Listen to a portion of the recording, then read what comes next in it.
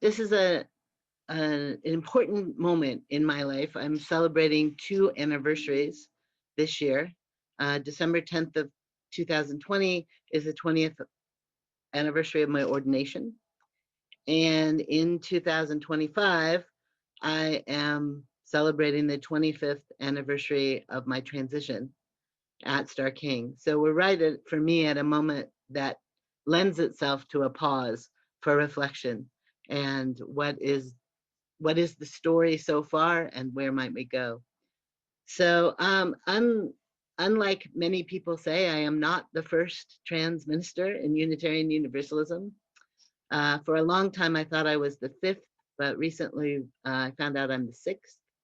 Uh, Another trans woman minister who was told when she transitioned basically to disappear has come back into the fold and into trust, the organization that Reverend Mr. Barb Grieve and I started a while back. So it's always important for me to say that. I wasn't the first. I stand on other shoulders, and I might be the first that there was enough understanding within the institution of Unitarian Universalism that I've had a relatively, and relatively is an important word, uh, easy time with ministry. And I want to, I'm so glad you had Ibrahim featured, Meg, because Ibrahim arrived at Star King the same year I did and was a partner with me in all of this work of justice and identity and love and making love big enough for all of us, which is sometimes our struggle. And from him, I really learned that so much of this is about bodies and controlling bodies. And so when I identify anymore, I will say I'm gender queer, or I'll say I'm gender non-compliant. And non-compliant bodies are what are being controlled, whether that's racially, if it's women, cis women, if it's disability, any body that doesn't live up to sort of the young white male straight cis ideal is the recipient of the idea and the actions that it must be controlled, that it's not obedient, it's not compliant. So it's from Ibrahim that I learned that, and that's where the intersection lives for me.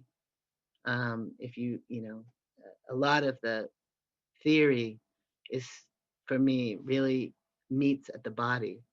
And unfortunately, Unitarian Universalists aren't immune from a fear of bodies, even their own, a detachment that keeps all of this very much in the head. And my very first experience as a trans Unitarian Universalist was reading in the old newsletter that used to be sent out to all ministers in formation um, that, wow, Unitarian Universalism had come so far in its response to GLBT issues. And I remember writing to the person who is the head at that time of, we were doing in alphabetical order, BGLT concerns, that I didn't think that was true. That we had come some way on gay and lesbian issues and a little tiny bit on bisexuality, and almost nothing was being said about transness. I was still a student at Star King. I think I wasn't even officially in the process yet of becoming a minister. And that was my first experience, was to have to counter this kind of exceptionalism that says we're already so good at this, and doesn't self-reflect about the possibility that we might have something to learn. So I feel like a lot of times that my role as a trans minister has also been to say, whoa, there's more. And look, there's more. There's more justice.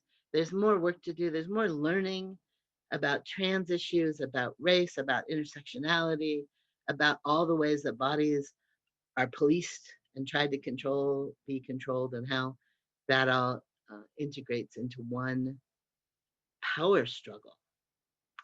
So while I've been really lucky. This is my third settlement. I'm settled here in Ashland, down south, in Southern Oregon.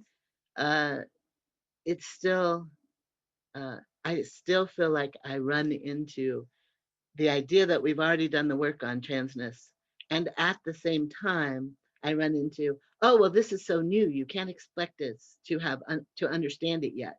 Transness is so new. And it's like, I've been in the ministry 20 years. I've been working on it 25 years.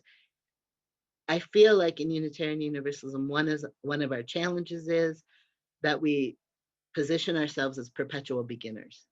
We don't know what to do about racism. We don't know how to learn about it. Is this the right way? Is that, transness is so new. I think um, one of the things I love about telling this history and getting it down is that it counters the idea that we're beginners at all of this. That we've been doing racial justice work for at least 50 years, uh, openly.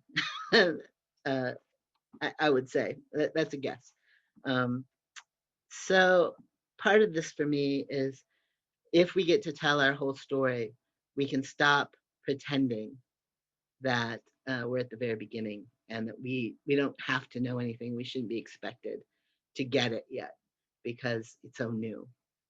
And that's interesting. I feel like it's two conflicting stories at the same time, right? We're so good at this, and oh, it's so new. You can't expect us to be good at it yet. Um, so as I look forward and think about things that we can take from our history, I really think your emphasis on intersectionality is key. And I really think breaking through this kind of exceptionalism that says either, hey, we're already great at this, or oh, it's so new, don't be mean to us because how could we ever know? Um, that that's some of the stuff I want to know about. My question for you, Meg, is how have you, how have you in your long experience leading been able to help people shift to understand this as their work, and that it's either not already done or not expected of them because it's so this or new or the wrong way of doing it or whatever, all the ways that we deflect. Thanks, Sean. Thank you so much for that reflection. I have the gift of my own fumbling to draw on always. My own mistakes, my own lack of understanding. I feel like,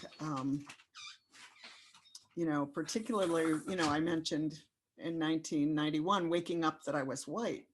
It's not like then I was awake. It's not like every day I'm not still like, oh my God, what? So I think that the evolution that we're all undergoing by continuing to realize that we're in process is very freeing. And I think what I, on a body level, try to model is getting out of the gullets that people, especially of privilege, we can jump into about, oh, I should have known, or, oh, I'm so good. Either, it's like either of those isn't the work. The work is, in a track in between those. It's like, those are the gutters in the bowling alley.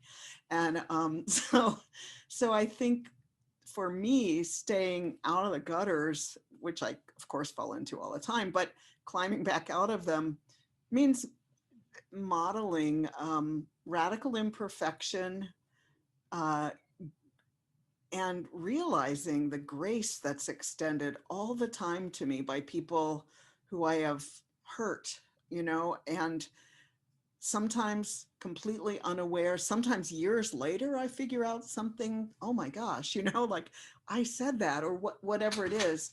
I think the joy of being alive and in human relationships with other embodied people is what makes it work for me. So I try to, Ibrahim was such a teacher for both of us. And what I noticed, he gave the Star King talk one year.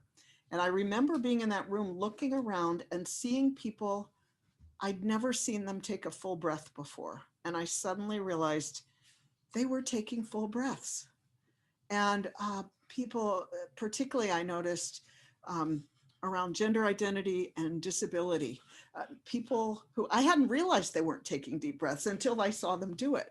And so I think I really agree with you that the physicality of it is central. And so I try to stay in that and hope that by my being there, I connect to other people, because whether we want to live as heads or not, we all do have bodies.